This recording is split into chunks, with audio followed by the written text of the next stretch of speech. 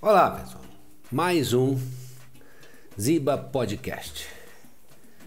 Hoje, com o apoio da Soulfly Fishing, uma loja especializada em produtos de fly, muito legal, muito agradável. Você vai ser super bem atendido querendo entrar nesse meio, ou já estando nele e querendo, elaborar um pouco melhor o seu material. Muito bem, pessoal. Esse podcast, ele foca basicamente em pesca esportiva e meio ambiente. Tudo que for relacionado com esses dois temas faz parte desse podcast. E hoje vamos fazer um tema diferente, um tema que pouca gente fala, pouca gente faz e a gente pouco escuta. E quando escuta não dá bola, que são os cuidados médicos que a gente precisa ter antes, durante e depois de uma viagem. E eu tenho o grande prazer hoje de estar com o Dr.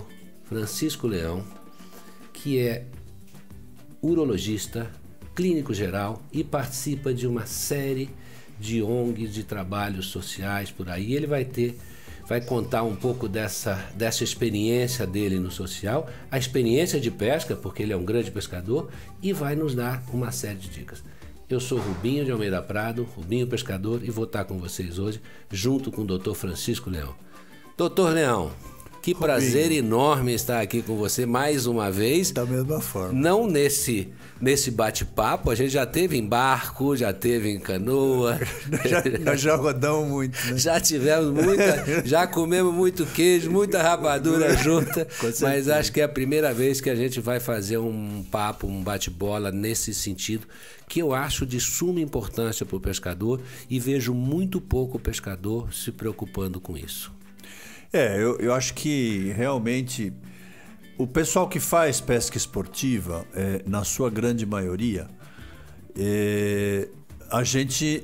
nós não somos muito jovens. O pessoal que costuma fazer pesca esportiva e tudo mais é um pessoal já pouco já mais zerado. Mais zerado, né? Quer dizer, e precisa realmente pensar e tomar alguns cuidados para que a pescaria seja um sucesso e que seja realmente uma diversão e não uma fonte de problemas, né? Quer dizer, então eu começaria pelo seguinte: se você tem alguma condição pré-existente, que é muito comum nessa idade, a pessoa pode ter uma hipertensão, pode ser diabético, pode ser isso, sim, pode ser aquilo, não é? Converse com o seu médico. Olha, vou pescar em tal lugar, assim, assim, assim, que o seu médico já de cara vai te dar um monte de uma opção de sugestões e conselhos, etc, né? Mantenha-se seus check-up em ordem. Se você vai pescar, principalmente, se você vai num lugar ermo de difícil acesso, então veja se você está em ordem, né? Então faça seus exames preventivos, converse com os seus médicos antes de pescar, faça um check-upzinho básico para você ir tranquilo, sem se preocupar. Não ter surpresa. Você não ter surpresa. Porque é complicado. Para não ter surpresa, porque isso já aconteceu comigo, né? Quer dizer, você se lembra disso? Você está lá no meio da Amazônia e ter que sair correndo, isso é complicado. Primeiro que é complicado. Segundo, que custa. Eu já tive que chamar avião para algumas pessoas, para alguns clientes, algumas vezes. Não, quando minha mãe faleceu, eu tive que chamar a minha família chamou, que foi uma coisa meio repentina, minha família chamou, e eu tive que chamar um hidroavião para me pegar lá no meio do mato, para me levar para Manaus, para ir para São Paulo. E sabe, quer dizer, então, a gente podendo evitar esse tipo de coisa, né? Sem dúvida é muito bom. Então, o meu primeiro conselho: seu médico. Consulte o seu médico. Olha, tô bom, posso ir pescar? Ele vai examinar você, ele sabe o seu histórico, ele está acostumado a tratar de você, ele vai dizer, não, pode ir tranquilo, que não tem problema. E, obviamente, não esquecer seus remédios. Eu tenho, Chico, duas coisinhas. Uma com relação a não esquecer remédio, é que eu vejo que a pessoa aqui tem um ritmo de vida, um sistema todos. Ele entra no café da manhã, o remedinho dele tá ali, a mulher colocou, a empregada colocou. Tal, aí ele viaja, aí ele muda a rotina. Ele acorda em um horário diferente, não tem a mulher dele para ajudar, não tem empregada para lembrar. E eu já vi muita gente esquecer esses remédios que são os básicos que a gente toma todo dia. Precisa prestar atenção nisso, né? Bota o remédio, pede para botar o remédio na mesa onde você toma café, bota os remédios na sua tralha de pesca, enfim, sei lá. As estruturas estão preparadas para ouvir. Exatamente. E tomar, eu mesmo faço, às vezes pergunto para aqueles que eu percebo, escuta, o que você precisa tomar? E eu começo a lembrar, eu começo a fazer o papel, né, que ele tem em casa, porque senão Sem pode dúvida. complicar. Sem dúvida. Pode dar um problema. Sem dúvida. E Chico, o que você acha dessa parte mais de musculação? Porque eu tenho um amigo que é fisioterapeuta e pescador e ele diz o seguinte, que o pescador não percebe o gasto de energia que ele faz numa viagem. Que ele tem quase um gasto de alto rendimento de um atleta, mas ele não tem nenhum preparo. Ele não faz nada, não é uma musculação, não é um alongamento, não faz nada. Ele simplesmente sai do escritório, passou sentado o ano inteiro e vai, pega uma vara e começa horas, né? Horas em pé fazendo um arremesso. Aí, veja bem, principalmente, isso é verdade, né? Quer dizer, quem pesca com isca artificial e tudo mais, ou fly, realmente, eu nem sei quantos arremessos a gente faz por dia, 600, 1000? É por aí. É por aí, né? Quer dizer, então você fazer um determinado movimento repetitivo 600 vezes no mesmo dia, quem não tiver preparado realmente vai sofrer. Então, para isso, primeira coisa, o alongamento, que é fundamental, né? Então, fazer alongamentos de ombro, de braço, de alongamentos gerais. Quem pratica yoga sabe muito bem fazer esses alongamentos, né? Pilates, né? Pilates também. Aí é muito mais uma questão de alongamento e força física do que propriamente exercício aeróbico, né? Quer dizer, às vezes fala assim, não, mas eu corro 6 km por dia. Tudo bem, mas se vai pescar, além de correr, faça alongamento. Faça alongamento antes de pescar, faça alongamento no intervalo da pescaria, quer dizer, terminou o seu dia de pesca, tomou aquele banho relaxante, faça um pouquinho de exercício de alongamento. De manhãzinha, né? Quando sai, exatamente. O barco está navegando, vai dar uma esticada no braço, faz um movimento, estica a mão. E de manhãzinha também, principalmente, o aquecimento. Movimente-se um pouco, né? Para você não subir no barco, pegar o equipamento e começar a arremessar. Faça um pouco de aquecimento, de alongamento e tudo mais, porque realmente isso é um fato, né? Quer dizer, a gente não percebe o tanto que a gente se esforça. Não é à toa que quando chega no final do dia de pescaria, a gente quer morrer, né? Então, porque cansa. E não é só o movimento de mão, né? Você tá em pé, você tá equilibrando. Essa musculatura das pernas, você tá usando o corpo o tempo todo. Isso desgasta, né? E se você tiver um colega de pescaria, massagista ou fisioterapeuta, ajuda bastante. Leve, porque ajuda bastante. Você sabe que eu fiz uma experiência uma vez, durante 3 viagens, eu levei um fisioterapeuta e deixei à disposição para a parte da manhã fazer alongamento, que ninguém fazia, ninguém deu bola. E no final da tarde todo mundo chegava dolorido e pedia para entrar na maca e receber um tratamento. Na fila, exatamente. Ficava uma fila enorme no fim do dia. Mas também ninguém queria pagar por isso. Então acabou que o projeto não deu certo. Com certeza. Aí, agora, se realmente tiver dor de noite, etc., esses analgésicos comuns que são vendidos sem receita são muito bons para isso, né? Quer dizer, Novalgina, paracetamol, dipirona, esses analgésicos simples que a gente está acostumado a usar no dia a dia, tomar antes de dormir sempre vai te dar uma noite de sono um pouco melhor e provavelmente sem dor. Eu tenho na minha tralha de pesca sempre dipirona, gotas. Por quê? Porque quando eu tomo muito sol, às vezes eu tenho dor de cabeça. Isso é comum, né? Tem uma insolaçãozinha, né? Porque isso aí é o seguinte, se você toma muito sol e não toma quantidade de água suficiente, você tem uma desidratação leve e algumas pessoas têm uma dor de cabeça que é meio chatinha. Então eu sempre tenho na minha tralha de pesca um tubinho de dipirona, a gente toma 30 gotas ali se tiver com dor de cabeça, isso costuma resolver. E antes de dormir, se você vai ver que tá com dor em algum lugar, não sei o que, um analgésico comum antes de dormir faz muito bem. Agora, uma coisa que ajuda um pouco também é um pouco de cuidado, né, Francisco? Chapéu, boné, roupa. Às vezes eu vejo uma pessoa vai lá para a Amazônia ou para qualquer outro lugar, ou mesmo para o mar, põe uma sunga e parece que o dia inteiro você fala, cara, não sem dúvida. Eu me lembro na primeira vez que eu fui pescar, que foi lá no Santa Rosa, lá no Telespires. No Telespires. Bonitão aqui, marinheiro de primeira viagem, foi pescar de bermuda, camiseta e chinelo de dedo. Aí aquele mosquitinho Pium agradeceu, penhorado, porque eu fiquei inteirinho pintado daquela mordidinha do pium, né? Quer dizer, então esse é o método mais duro de aprender, né? Por sorte você não é alérgico, porque não, pode ser alérgico, aí a pescaria... Se for alérgico é complicado. E já que você falou nisso, principalmente os alérgicos, né? Converse com o seu médico. Doutor, o que eu levo caso eu tenha uma picada de inseto? As boas companhias de pesca normalmente estão preparadas para isso. Elas têm... bastante material de primeiro socorro. Bastante material de primeiro socorro. Mas, por garantia, leve o seu.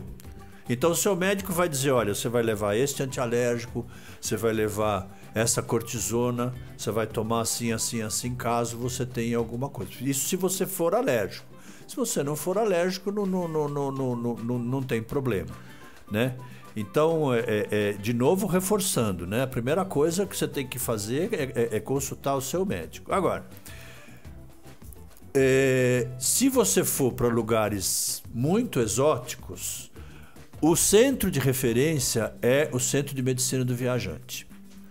Esse é onde, Chico? Aqui em São Paulo? Esse aqui em São Paulo, ele fica ali no Emílio Ribas. Se você procurar no Google, você vai ver o endereço e o telefone. É um serviço público, né? Do governo do estado.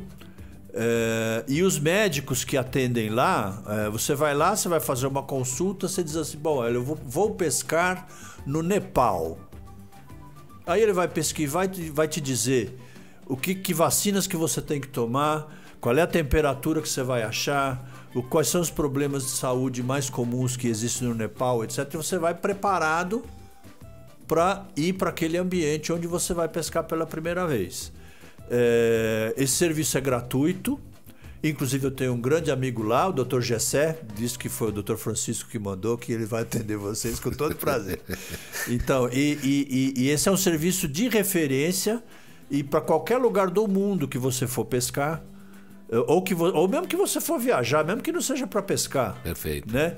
Não custa nada, dá uma ligadinha, passa lá, conversa com eles, que você vai conseguir viajar muito mais tranquilo. Isso é muito bom. Boa dica. Sabe, e boa informação. E é um serviço que a gente tem aqui em São Paulo, e eu acho que, se não me engano, até para quem está fora de São Paulo, eu acho que hoje eles estão atendendo também por telemedicina, eu não tenho certeza. Que ótimo. Mas é só entrar no Google e procurar e entrar em contato com Medicina do Viajante, que aí vocês vão ter muita informação importante. Que bom. Tá? Você falou em vacina, né? Porque cada país tem vacinas diferentes. Aqui no Brasil, qual seria a vacina? Quer dizer, o que seria a recomendação? As duas vacinas mais importantes aqui no Brasil é a vacina de febre amarela e a vacina de tétano.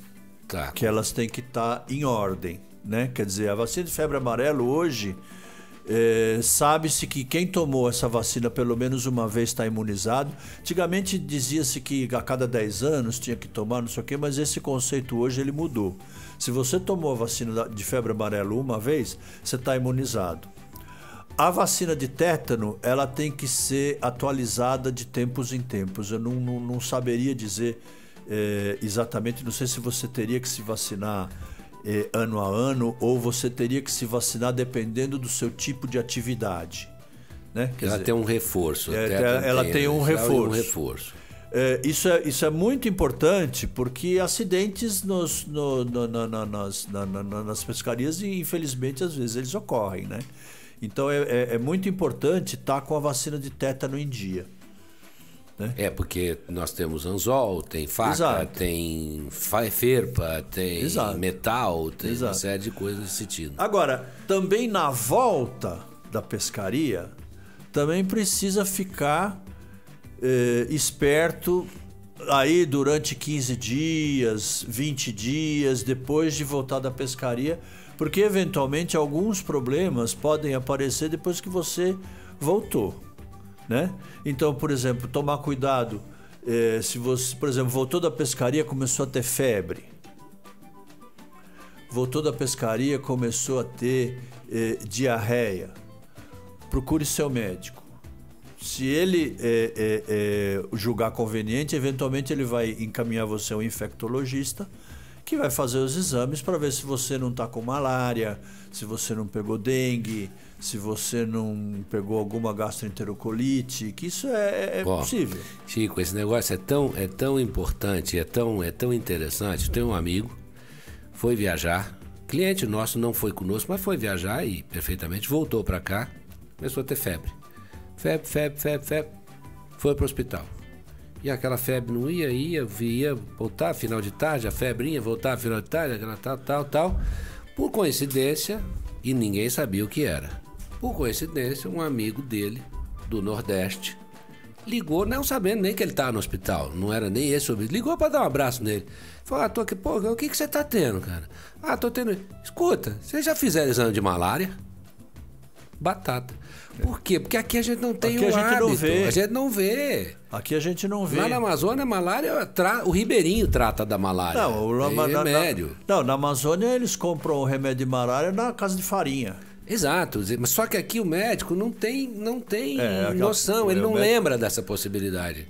Não, e médico de cidade, quando vai pro meio do mato, tem certas coisas que a gente não aprende na faculdade.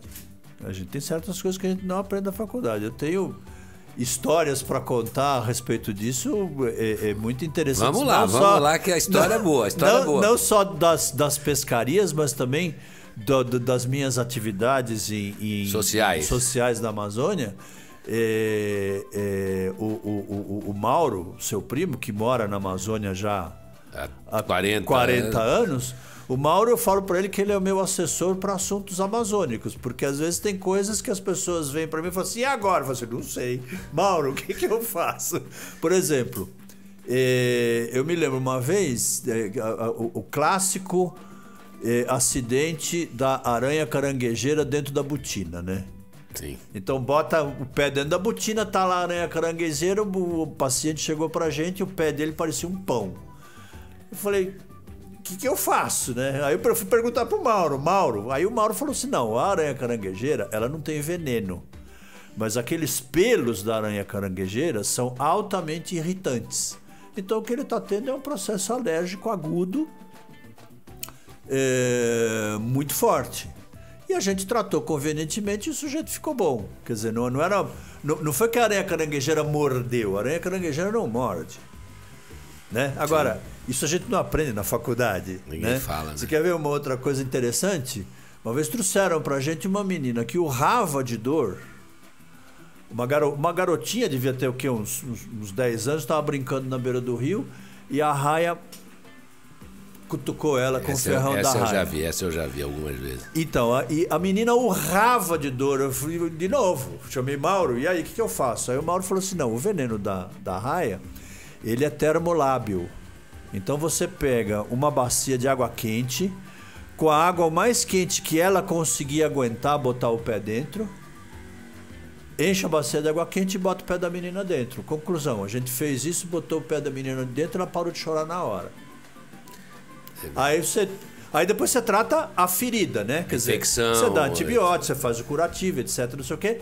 Mas a dor, você enfia o pé dentro da água quente. Agora, só quem mora na Amazônia há 40 anos, que nem o Mauro, é que sabe. Né? Por isso que é muito importante, quando vocês escolherem com quem vocês vão pescar, vejam se a pessoa tem experiência naquela região, porque às vezes isso é a diferença entre a vida e a morte. Entendeu? Então tem muitas coisas assim. Agora, por exemplo, outra coisa importante, né? A gente tá na água. a gente está pescando, né? Então, água, principalmente água, água perto de populações ribeirinhas, também eventualmente pode ser uma fonte de problema. Principalmente aqueles parasitas intestinais que são veiculados pela água. Que os dois mais comuns nossos aqui é a giardia e a ameba. Que dá uma sintomatologia de diarreia, de dor abdominal alta. Você se sente assim como se você tivesse gripado, sabe? Com um pouquinho de dor no corpo e tudo mais. Então foi pescar, voltou para casa. Uma semana, 15 dias depois, começou com... parece que eu estou gripado, estou com um pouco de diarreia, estou me sentindo mal. Vá ao seu médico e diga para ele, olha, estive pescando na beira do rio. Certamente ele vai lembrar de fazer um exame de fezes ou ir pelo lado mais prático, né? Quer dizer, tratar de uma vez. Já dá... Dá um vermífugo porque... eu acho que tem muitas comunidades brasileiras, aí pelo interior afora, que a população se auto-vermifuga pelo menos uma vez por ano já de rotina, né? Então tem produtos tipo albendazol e outros que são assim, de uso sobejamente conhecidos, bastante seguros, né? E que são altamente eficientes. Por exemplo, se tomar um comprimidinho de albendazol de 400 miligramas um por dia durante 4 dias, mata a maioria dos vermes que a gente está sujeito. Entendeu? E inclusive a ameba, que não é um verme, é um protozoário. Mas Anita também é muito usada. A Anita também é muito usada. Enfim, mas o seu médico saberá desde que você dê a dica para ele. Olha, fui pescar, voltei e tô com essa sintomatologia. Que é como você falou, né? De repente a pessoa está com malária e não sabe. Não tem ideia, exatamente. E não tem ideia, né? Quer dizer, então eu acho que isso é importante.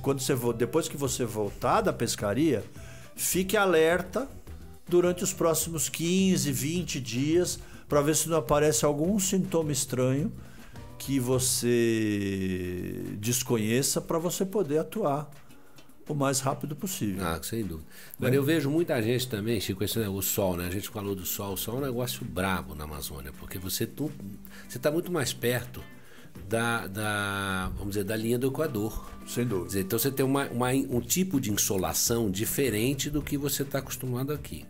Além disso, você tem a água que reflete de baixo para cima, o barco de alumínio que reflete de baixo para cima. Então você tem um processo de insolação diferente, de exposição ao sol diferente. E vejo muita gente, ou seja, esquecendo o protetor solar, tal, que eu acho que é tomar bastante água. Né? Eu acho que isso é fundamental e não dá para esquecer. Não, né? Primeiro, tomar bastante água. Eles tomam cerveja bastante, isso eu posso garantir. Mas precisa tomar água. Porque o que acontece com a cerveja? Quando você toma cerveja, você urina muito. Por quê? Porque a cerveja, ela concentra a urina. Entendeu? Quer dizer, então a cerveja, ela não hidrata como a água, o suco de fruta, o Gatorade, sabe, você pegar 1 litro d'água, botar uma colher de café de sal e uma colher de chá de açúcar, esse é o sorinho de hidratar a criança caseiro. Leva uma garrafa disso para dentro do barco e durante o dia vai se hidratando com aquilo, porque a desidratação ela é muito complicada, né? E aos meus colegas pescadores mais velhos, eu já estou com quase 70, então aos meus colegas pescadores mais velhos, não se esqueçam que o velho não tem sede. O velho, ele não bebe água. O velho, ele tem muito... Não sente falta, ele não né? Ele não sente a falta de água, né? Quer dizer, então o velho tem que tomar água mesmo que ele não queira. Então, se vocês estiverem pescando com gente de 75, 80 anos, que é muito comum... Sim. Né? Seu tio Fernando tem 90 anos. Sim, e pesca todo ano, está pescando. Exatamente. Façam eles tomarem água, porque eles não têm sede, eles não bebem água, eles se desidratam com muita facilidade. E às vezes uma desidratação para voltar ir lá, né? Porque temos que lembrar onde é que nós estamos. Ir lá naquele fim de mundo. Então, sabe, façam esse sorinho, comprem Gatorade, tomem suco de fruta, refrigerante ou água mesmo, mas tomem... Você precisa tomar, numa situação dessa de calor intenso, você precisa tomar pelo menos 2 litros de água por dia, pelo menos. Difícil, hein? As pessoas, muito difícil. Pelo menos, toma. Não, cerveja eles tomam mais. Não, eu vou trocar água pela cerveja, botar água na latinha e ver se eu engano ele. Não dá, cara. De cerveja toma mais. E lá, quando a gente vai para lá, naturalmente a gente bebe mais água, porque você transpira mais. Sim. Você bebe sossegadamente lá. Eu pelo menos, quando eu vou para lá, sim. Eu bebo daquelas garrafinhas de água, eu bebo umas 6, 7 durante o dia, sem forçar. Né? Quer dizer, mas principalmente os mais velhos, prestem atenção nisso. Prestem atenção de quanto a água vocês estão tomando por dia, porque tem que tomar bastante água. Outra coisa, nós vamos estar sujeitos a uma dieta que a gente não está acostumado. Não é a comida que você come em casa. Sim. Não, né? Tempero diferente. O tempero é diferente. E o tipo de comida mesmo. E o tipo de comida. Então tem certas coisas que são mais problemáticas e tem certas coisas que são menos problemáticas. Então, por exemplo, nesse tipo de situação, uma das coisas mais problemáticas, por incrível que pareça, é a batata. Porque a batata, ela tem que ser cozida e comida logo depois que ela cozinhou, porque a batata é um excelente meio de cultura para as bactérias que causam diarreia. Às vezes as pessoas comem, por exemplo, em restaurante por quilo, comeu uma maionese de batata e dizem o que me fez mal foi a maionese. Não foi a batata. Não sabia disso, isso é novidade para mim. Essa batata ela foi cozida, ela ficou mais do que 24 horas estocada aí, às vezes não em condições ideais, e ela se contaminou. Olha só. Agora, a grande maioria das diarreias que a gente tem por intoxicação alimentar, elas passam sozinhas. Não precisa tomar antibiótico, não precisa tomar nada. Você vai tomar só sintomáticos se você tiver com muito sintoma. Que sintoma? A diarreia em si e a cólica.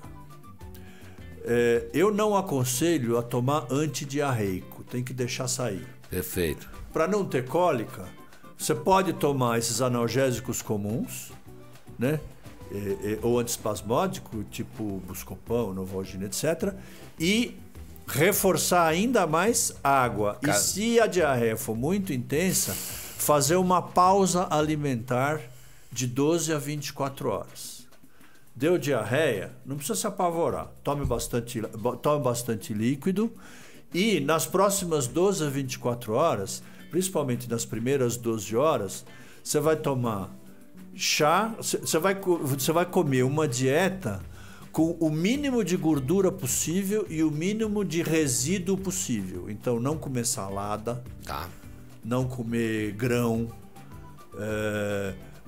peitinho de frango cozido, não frito, evitar fritura, muita água. Canjinha. Muita água e antiespasmódico. Canjinha, cuidado com o tempero da canjinha, né? E antiespasmódico e muita água e deixa que em 2 dias você vai estar bem. 2 dias você vai estar bem. Né? Quer dizer, depois o que mais que eu poderia dizer? Que eu acho que tem coisas que a gente esquece também. Outra, proteção de olho. A gente navega, tem inseto, tem o sol. Então, o óculos. O óculos polarizado. O óculos escuro é fundamental para você se proteger do sol e dos insetos, etc. E também se proteger de feridas causadas por anzol. Agaraté, arremesso, né? Arremesso de gato, porque você tem 2 no barco arremessando. E isso é uma coisa que eu tomo muito cuidado e, graças a Deus, isso nunca aconteceu em nenhuma viagem que eu participei até hoje, deixa eu até bater na madeira, que é acidente com anzol. Não? Porque eu sou neurótico com isso. Eu entro no barco, eu já olho onde é que está o piloteiro, eu já olho onde é que está o meu companheiro, eu já me posiciono, dou conselhos para o meu companheiro se posicionar, porque eu tenho horror a acidente de anzol. Acidente de anzol... o pessoal que opera a pesca, o piloteiro, e o pessoal das companhias, eles sabem tirar anzol melhor do que muito cirurgião. Tem uma técnica de tirar anzol que você passa uma linha de pesca no anzol, aperta o anzol na pele, fica olhando para a cara do caboclo. Manda ele olhar a capivara na beirada. Manda ele olhar a capivara. Quando ele vira as costas para olhar a capivara, você fala, o anzol sai sozinho. Sem rasgar a pele, sem nada. Isso é uma técnica que eles têm que eu não saberia descrever, entendeu? Mas eu já fiz muitas vezes. Mas pessoas como o Rubinho, como o Mauro, enfim, eles são mestres nisso daí. Tô com mais de 20 anzóis no corpo a essa altura do cabelo. Teve um dia que o cliente me engatou 3 vezes. No mesmo dia. Mas aí tem que afogar isso. Não, eu quase matei, né? Porque, pô, quer dizer, coitado, uma delas ele não teve culpa que o peixe saltou, escapou a isca do peixe, entendeu? E a isca veio nele e eu entrei meio na frente para proteger, porque eu tava de olho na isca e acabou pegando aqui na minha mão, uma coisa desse tipo. Mas acontece, é corriqueiro isso. Não, sem dúvida. Não então, agora, por exemplo, tendo a possibilidade, deixem o piloteiro pegar o peixe e tirar o anzol da boca do peixe. Porque o piloteiro sabe fazer isso muito melhor do que nós. E o peixe não é só o anzol, né? O peixe tem o dente, tem o ferrão. Tem o ferrão, tem a farpa, tem peixe que tem espinhos aqui. O apapá, por exemplo, é um peixe que tem umas espinhas aqui na parte do ventre, que são... Você segura por baixo, se ele movimentar, aquilo corta fundo. Robalo, por exemplo, tem aqui no opérculo quase que uma lâmina aqui no opérculo, entendeu? Então, os guias sabem. Deixe os guias tirarem os peixes. Tudo bem, ele vai tirar o peixe, vai dar para você fotografar, você vai pegar, vai fotografar, maravilha e tal, não sei o quê.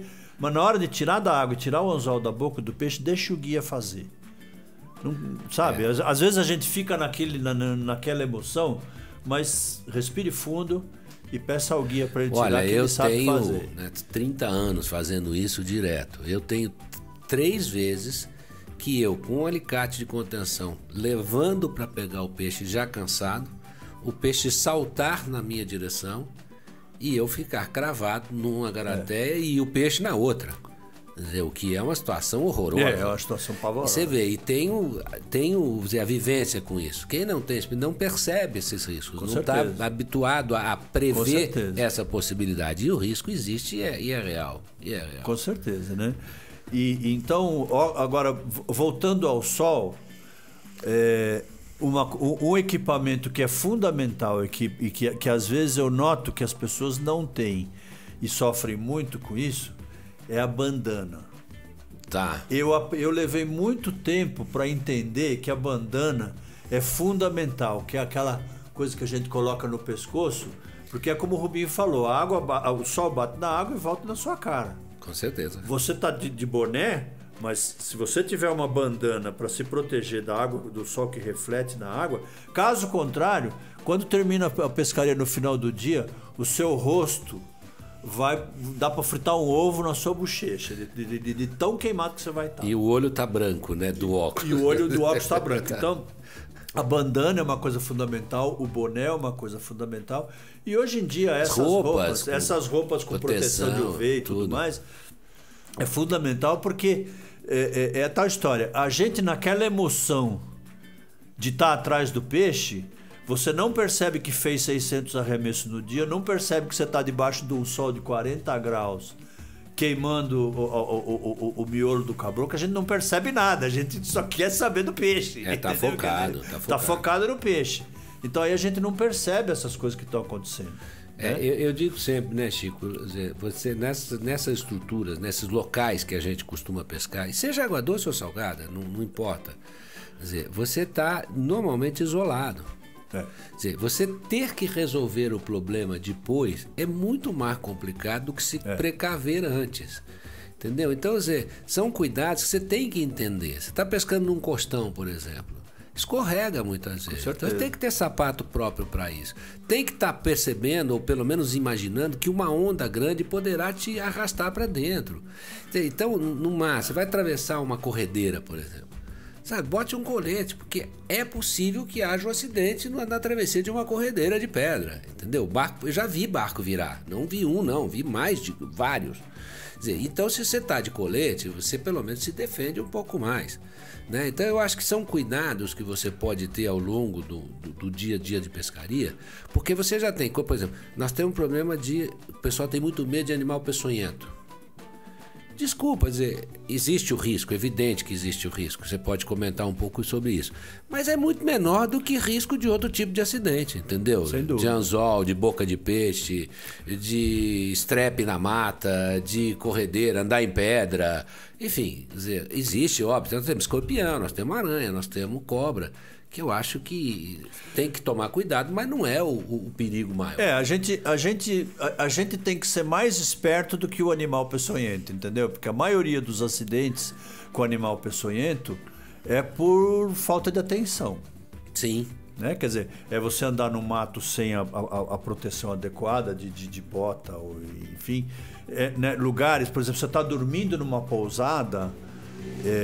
Por exemplo, quando eu fui para o Telespires, né?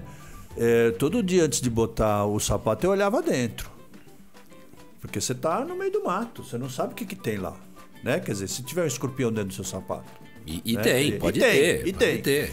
E agora, é assim, a mordida de animal peçonhento, eu tenho 2 conselhos, que foram 2 conselhos que me deram quando eu estava fazendo faculdade de medicina e eu passei o dia inteiro no Butantã tendo aula sobre animais peçonhentos. No final da aula, o professor virou para nós e falou assim: olha, tem 2 coisas que eu gostaria que vocês levassem dessa aula para o resto das suas vidas. Eu disse: o que é, professor? Primeira coisa, não faça nada do que você vê no filme americano. Tá certo. Lá sempre tem não bote torniquete, não rasgue a ferida para chupar, não faça nada do que você viu no filme do Tarzan. Não ponha pó de café. Não ponha pó de café. Folha do mato. Nada do que você viu no filme americano do Tarzan fazer, não faça nada daquilo, porque tudo aquilo é um absurdo. Em primeiro lugar. E segundo, corra. Por quê? Porque o veneno de animal peçonhento, soro antiofídico, de escorpião, etc., de aranha, ele não é distribuído. Sim. Isso só existe em posto de saúde.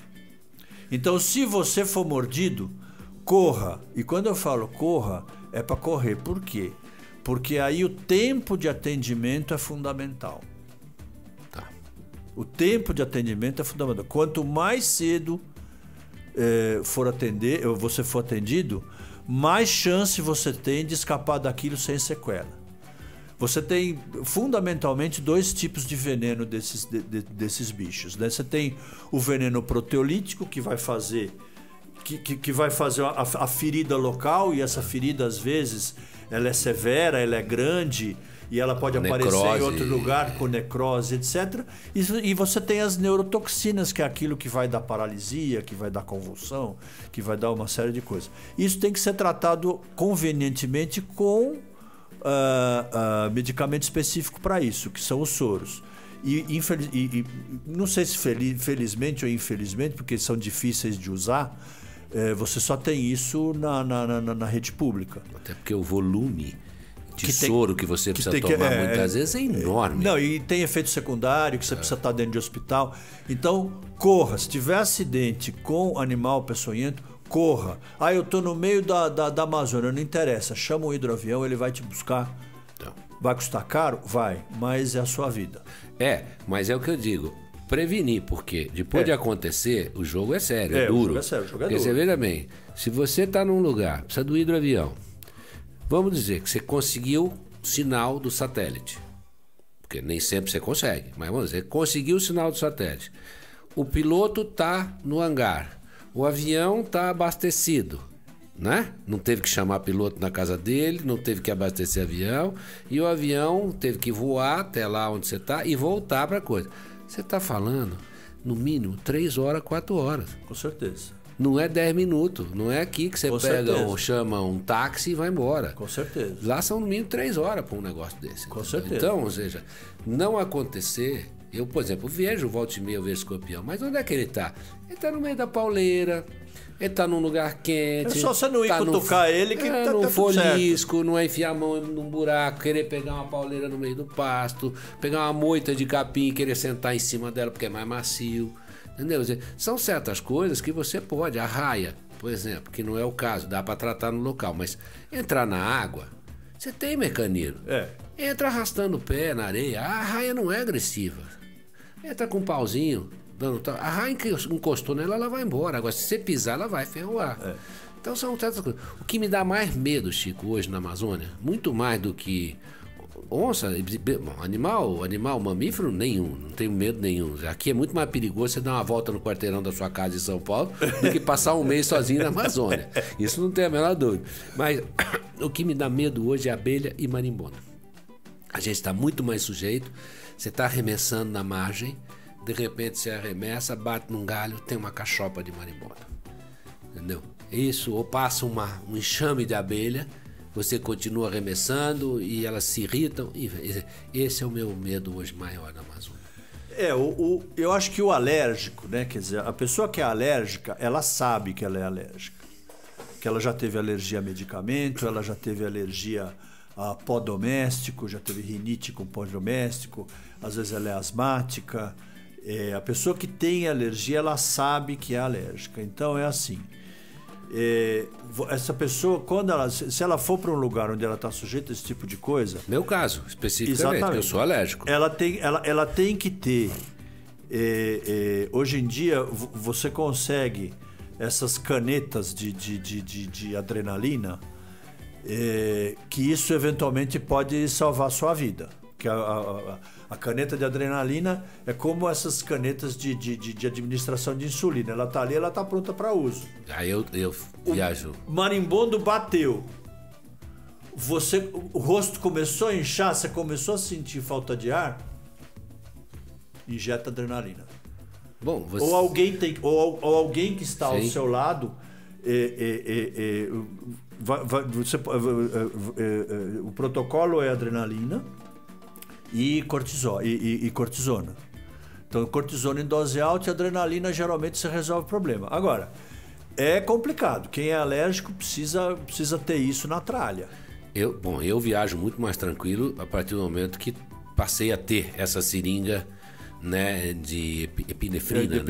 Na pele. Infelizmente o Brasil não aprova. A Anvisa não aprovou a seringa. Tem que trazer do exterior. Tem que trazer do exterior. Tem gente aqui que vende as importadas. Exatamente. Não é barato, mas é questão de seguro. Né? Exato. De valer a pena. Agora, você também pode ter a seringa de insulina, aquela seringa fininha, com a adrenalina, que também não é fácil de achar, porque a adrenalina é uma coisa de uso hospitalar. Isso aí é complicado, mas... E a dose certa, né? Exatamente. Então, o ideal é ter a caneta. Sim. O ideal é ter a caneta, ter cortisona, né? Injetável e por via oral, para você tomar, e aí isso resolve bem. Você viu outro dia, até te mandei a foto, porque eu fiquei preocupado, um suco de laranja, de uma garrafinha plástica que eu tomei, em 5 minutos a minha língua ficou deste tamanho. Por sorte foi na língua e não foi mais embaixo, porque se tivesse sido mais embaixo, eu teria tido tapamento de glote aqui, né? E fiquei muito preocupado, muito aflito, não estava com a seringa, tinha deixado a seringa em casa, entendeu? Porque, né, é uma bobagem, tem que andar no bolso com aquele negócio, porque você está sujeito em qualquer momento. Um suco de laranja, no meu caso, bateu uma alergia. O alérgico tem que tomar cuidado. Tem que levar suco de laranja a vida inteira. Quer dizer, aquele dia, algum produto, não era o suco de laranja, alguma substância, algum conservante, alguma coisa ali que me preocupou bastante. Então, o alérgico leve os seus antialérgicos, leve... O que seria, Chico, uma caixinha de pesca básica para um pescador? Dizer, o que ele deve ter, principalmente ali? Porque a gente tem anestesia, a gente tem linha de sutura, mas eu não sei se o levando em consideração que não tenham médicos no grupo. Sim. Tá? Quer dizer, então são medicamentos de uso geral. Você precisa ter analgésico, ou seja, dipirona, paracetamol, que são analgésicos fáceis de usar, que são eficazes, e principalmente o paracetamol, praticamente inexiste alergia ao paracetamol, Tá. né? Que é o Tilenol e tudo mais, não sei o quê. Se você costuma ter muita dor nas costas, levar um Dorflex, Tá. um Dorilax, que tem o analgésico misturado com o mio-relaxante. Que você vai tomar ali 3 por dia e coisa. Antialérgicos, né? Quer dizer, loratadina e desloratadina, que são 2 antialérgicos simples que você compra sem receita, né? Levar esses antisséticos em spray, né? Certo. Que eu sou da época do mertiolate. O mertiolate nem existe mais. Hoje em dia você tem esses spray de antisséptico se você se cortar ou se você furar com anzol, alguma coisa assim. Eu acho que basicamente é isso. Eu acho que não precisa solução de hidratação, né? Bom. Às vezes tem em pó, é mais fácil de carregar. Um remedinho de gripe pode ajudar a tirar um pouco da sensação, do mal-estar e tudo isso. Uma aspirina, coisas assim podem um descongestionante, pode ser interessante. Não mais do que isso. Agora, o mais que a gente tem que fazer é tomar cuidado para que as coisas não aconteçam. Exato, a prevenção é a melhor coisa. A prevenção é a melhor coisa. Chico, nós estamos chegando mais ou menos no nosso final de bate-papo. Conta um pouquinho pra gente sobre os projetos sociais. Você enveredou por alguns anos atrás, aí cerca de 10 anos atrás. Eu sei que você começou a enveredar por essa linha aí do social e tudo isso. O que te levou a isso e como é que estão esses projetos? Olha, eu num determinado momento da vida, eu deixei de ser médico e virei executivo da indústria farmacêutica. E assim eu permaneci durante 25 anos trabalhando como executivo da indústria farmacêutica. E depois de uma rápida passagem pelo Laboratório Fleury como gerente de pesquisa clínica, eu me aposentei como executivo. E aí, o que eu vou fazer, né? Aí eu resolvi me engajar num projeto social que eu ajudei a montar, que é o Doutores das Águas, que faz atendimento de ribeirinhos na Amazônia. Foi aí que eu conheci a Amazônia.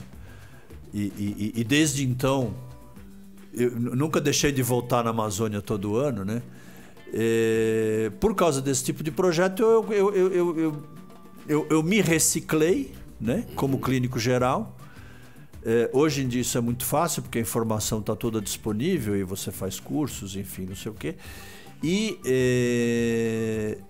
eu fui por esse caminho e peguei gosto por... Estou aposentado, né? Graças a Deus, numa situação financeira boa, então peguei gosto pelo projeto social. Participo desse projeto social na Amazônia, que é o Doutores das Águas, que nós temos um barco próprio e nós temos um grupo de dentistas, recreacionistas, psicólogos, médicos, enfermeiros, farmacêuticos, etc., que uma vez por ano a gente vai para lá, para as bacias do Rio Madeira e Rio Negro, e a gente fica lá quase um mês atendendo o povo, né?